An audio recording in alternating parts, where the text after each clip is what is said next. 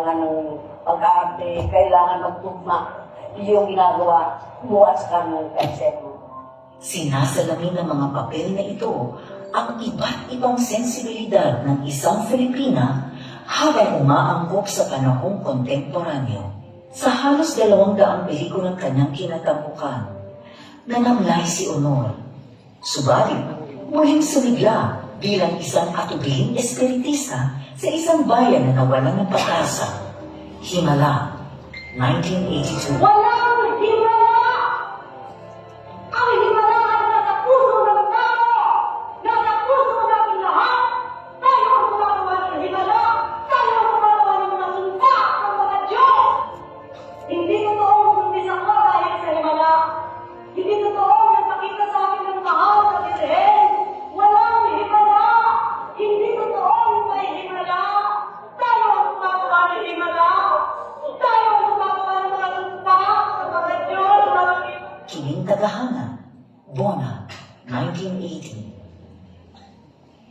Isang dalagang igorot sa gitna ng mga nagtidigmaang tribo, Banawe, 1975. Isang naabusong kasambahay, Achay, 1978. Isang babaeng ibibigay, The Floor Contemplation Story, 1995. Isang lesbian na humaling sa pag-ibig, Tibon at Ako, 1982. Isang babaeng taga-baryo na umibig sa kaaway na sundalo, 3 taong walang Diyos, 1976. Isang babaeng tumutuligsa sa paniniil ng Estados Unidos, minsay isang gamo-gamo, 1976. My brother's not a pig. Isang nangungulilang OFW nurse, Medica, 1984. Isang pinagtaksilang asawa ng pintor, Mga Uod at Rosas, 1982. Isang sikat na artista sa gitna ng magulong buhay, may asawa, Kung Ako'y Iiwan Mo, 1980. Isang ina na kinailangang magpasyang mabuti dahil may kapalit, Ang Tunay na Buhay ni Pasita M, 1991. Isang balo na nasilo ng May December Affair, Naglalayag, 2004. Isang komadronang badyang na walang anak, Thy Wound, 2012.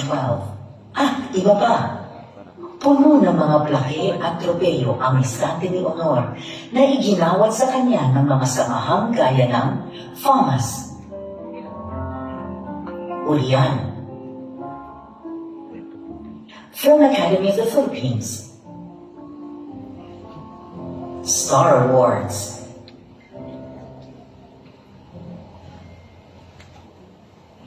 Catholic Mass Media, Young Critics Circle, Metro Manila Film Fest, pati na ng mga pandaigdigang organisasyon mula sa Cannes, Berlin, Cairo, Malaysia, Belgium, Italy, Russia, at marami pang iba, alinsunod sa proklamasyon bilang 1390 na may petsang ika-10 ng Hunyo 2022 at bilang pagkakilala sa kanyang husay at natatanging kontribusyon sa sineng Filipino. Iginawad kay Nora Honor ang Orden ng Pambansang Alagad ng Sining.